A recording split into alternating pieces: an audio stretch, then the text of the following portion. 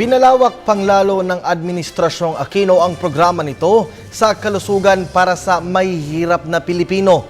Ito'y sa pamamagitan ng paglulunsad ng programang Alaga Ka para sa maayos na buhay o Alaga Ka. Ang buong ulat, ihatid sa atin ang aming kasamang si Elena Luna, live mula sa Palasyo ng Malacanang. Elena, magandang hapon sa iyo dyan. Magandang hapon, Kirby. Naganap nga ngayong umaga ang simultaneous o sabay-sabay na paglulunsad ng pambansang programang pangkalusugan na tinawag na Alaga Ka. Dito sa National Capital Region, ginawa ito sa Quezon Memorial Circle sa Quezon City na pinangunahan ni Pangulong Aquino. Ang kaalaman ay kapangyarihan. Binigyang diin ni Pangulong Aquino ang kahalagahan nito sa ng Alaga Ka para sa maayos na buhay o Alaga Ka. Live nito mabigyan ng mas malawak na pagkakataon ang mga kapuspalad na pamilya sa buong bansa na magamit ang pangunahing serbisyong pangkalusugan ng gobyerno. May saysay lamang ang pagpapaunlad sa serbisyo ng mga ospital kung pupunta rito ang ating mga kababayan para magpa-check up. Nagkakabisa lang po ang mga gamot kung naibibigay at nainom ito sa mga may sakit.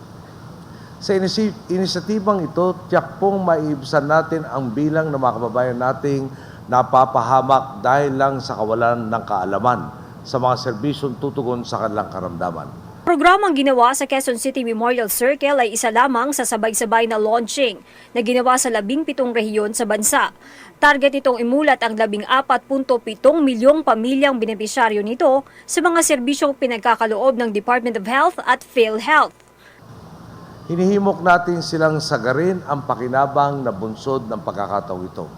Kabilang sa maraming mga serbisyo ng programa ang pagkakaloob ng micronutrient supplements, maternal and neonatal care package at family plan.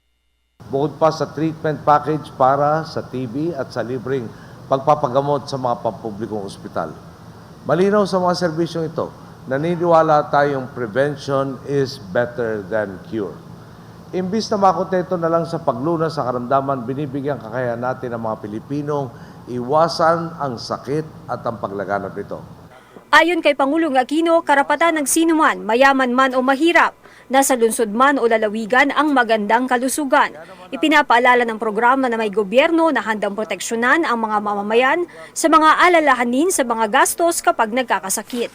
Ayon rin sa Pangulo, inaasahan niya ang pakikipagtulungan ng mga lokal na pamahalaan para magtagumpay ang Alaga Ka program. Tutulog lang sa pansitan ng mga kawani ng gobyerno sa mga lungsod, munisipyo at barangay. Talaga pong magdududa ang ating mga nasasakupan sa mga reformang ating isinasakatuparan. Sa kabilang banda, kapag masigasig tayo sa paghahatid ng serbisyo at maayos ang ating ugnayan, lalo na sa pambansang pamahalaan, tiyak na uugong ang magagandang balitang hanggang sa pinakaliblib na kanayunan. Makakasa naman ang mga kapwa natin Pinoy. Anumang problema na hindi ninyo kayaning mag-isa, ipaabot lang ninyo sa amin at magkasama natin itong tutugunan. Nabanggit din ng Pangulo na sa nakalipas na mahigit 3 taon, napalawak ang saklaw ng serbisyo sa kalusugan, kabilang na ang tinatawag na check-up o ang tamang serbisyo para sa kalusugan ng pamilya. Kinilala rin ng Pangulo ang pakikipagtulungan ng lehislatura sa pagsasabatas ng Sin Tax Reform Law at Responsible Parenthood Law.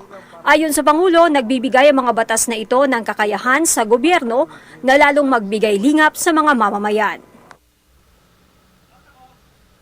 Matapos ang programang ito sa Quezon Memorial Circle ay bumalik na rin si Pangulong Aquino dito sa Palasyo katatapos-tapos lamang Kirby ng oath-taking sa Pangulo ng mga opisyal ng PCCI o Philippine Chamber of Commerce and Industry, pati na rin ang opisyal ng ECOPO, Employers Confederation of the Philippines, PhilExport at Anvil Business Club. 2:30 naman mamayang hapon ang courtesy call kay Pangulong Aquino ng Foreign Minister ng bansang Spain. At yan ang ating balita mula dito sa Malacanang sa tulong ng RTVM. Ako si Elena Luna para sa Telebisyon ng Bayan. Maraming salamat, Elena.